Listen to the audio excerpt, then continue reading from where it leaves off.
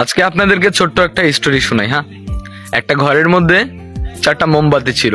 ভালো করে খেয়াল করবেন কথাগুলো। হ্যাঁ, একটা ঘরের মধ্যে 4টা মোমবাতি ছিল। তো সেই 4টা মোমবাতিরই আলাদা আলাদা করে একটা নাম ছিল।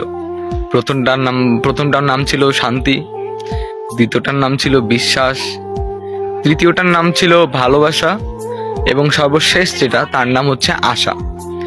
তো কি হলো জানেন, জ্বলতে জ্বলতে হঠাৎ করে শান্তি নামের যে মোমবাতিটি ছিল সেই মোমবাতিটি নিভে গেল, বুঝছেন।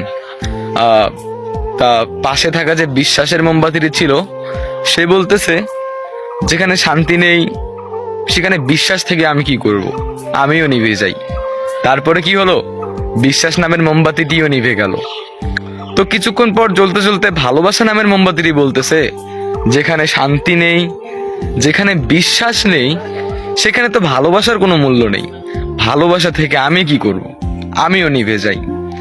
তো 4টা মোমবাতির মধ্যে 3টা মোমবাতি নিভে গেল। কি কি নিভে গেল?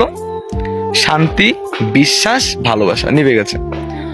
তো আধা ঘন্টা পর ওই রুমটার মধ্যে একটা ছেলে আসলো।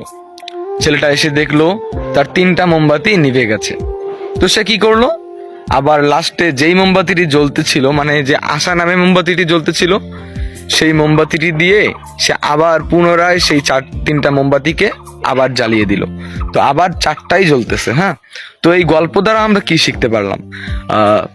জীবনে চলতে গেলে শান্তি থাকবে না, বিশ্বাস উঠে যাবে, ভালোবাসা থাকবে না, কিন্তু কি কখনো আশা ছাড়া যাবে না। আপনি জীবনে কি করছেন, কি করেন নাই, কি করবেন, এগুলো কখনো ভাবা যাবে না। আপনি যেটা করতেছেন ওটা কন্টিনিউ করে যান, আশা ছাড়বেন না। স্বপ্ন থাকা ভালো, স্বপ্ন দেখুন, একটা আশা রাখুন মনের মধ্যে যে না আমি পারবো। ওইরকম করে যখনই সবকিছু উঠে যাবে, নিভে যাবে, সবকিছু মরে যাবে, তখন একটা জিনিস ভালো করে মনে রাখবেন, আশা ছাড়া যাবে না। সো গল্পটার মানে কি বুঝলেন? যদি বুঝেন একটা ছোট্ট করে কমেন্ট করে যাবেন, আর যদি বেশি ভালো লাগে একটা শেয়ার করে দিবেন।